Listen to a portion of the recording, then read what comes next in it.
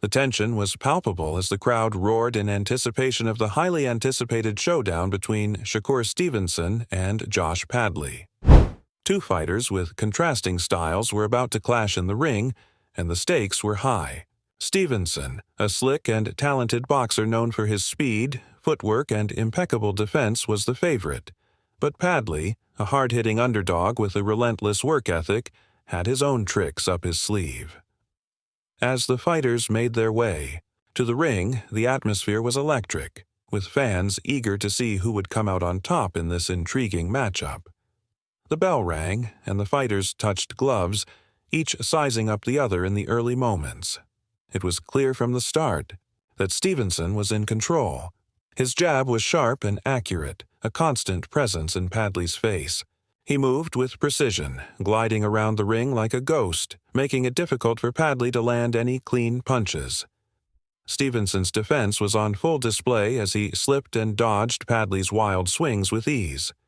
Padley, for his part, wasn't backing down. He pressed forward, trying to cut off the ring and close the distance.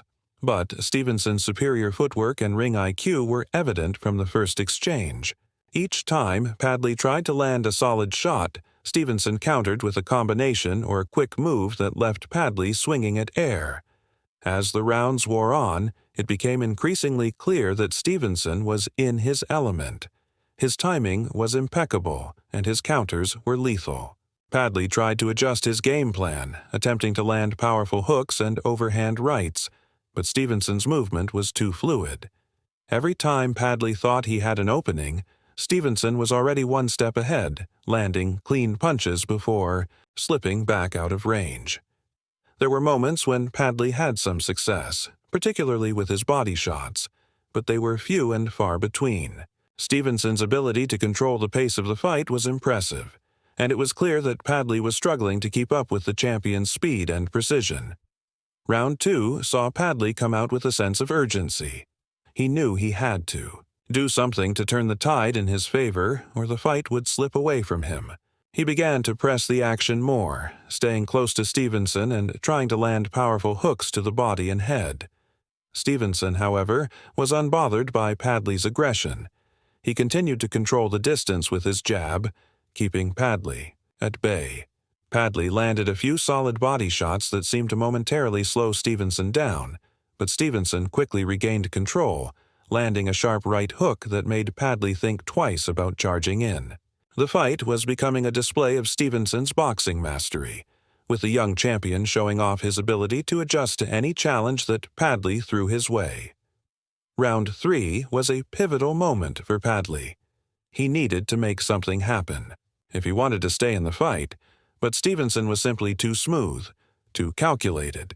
Padley's punches lacked the accuracy and consistency to break through Stevenson's defense, and Stevenson continued to pick him apart from the outside. Every time Padley moved forward, Stevenson would dart to the side or step back, avoiding the big shots and landing his own in the process. Padley was game, still throwing punches with intention, but he couldn't seem to catch Stevenson with anything significant. A clean left hook from Stevenson landed square on Padley's jaw, causing the challenger to take a step back and reassess his approach. Padley's resilience was commendable, but it was clear he was starting to feel the difference in class between the two fighters. As the rounds progressed, Stevenson began to show his true brilliance. His counters were sharp, and his combinations flowed effortlessly. Padley was doing his best to push the action, but Stevenson's ability to neutralize his offense was becoming more evident with each passing second. Padley's attacks were becoming more desperate, and he was leaving himself open for counterattacks. Stevenson's left hand was particularly lethal, landing time and time again with devastating accuracy. Padley's defense began to crumble under the constant pressure, and his frustration was beginning to show. Stevenson's calm demeanor in the ring, coupled with his superior technique, made it increasingly difficult for Padley to mount any meaningful offense. Round 4 marked the beginning of the end for Padley. Stevenson, sensing his opportunity, began to step up the pressure. He had already broken Padley's spirit, and now it was just a matter of time before the fight would be called. Padley, though still dangerous, was slowing down. His punches lacked the snap they had earlier in the fight, and his movements were becoming more sluggish. Stevenson continued to move effortlessly, cutting off Padley's angles and landing punches, at will. A beautifully timed uppercut from Stevenson landed flush on Padley's chin, causing him to wobble and stumble backward. The referee was paying close attention, and it was clear that Padley was on shaky legs. He tried to gather himself, but Stevenson, ever the opportunist, pressed forward, landing a brutal combination to the body and head that left Padley reeling. Padley managed to stay on his feet, but it was clear that the end was near. He was still, trying to fight back, but Stevenson's relentless pressure was overwhelming. The crowd was on its feet, sensing that the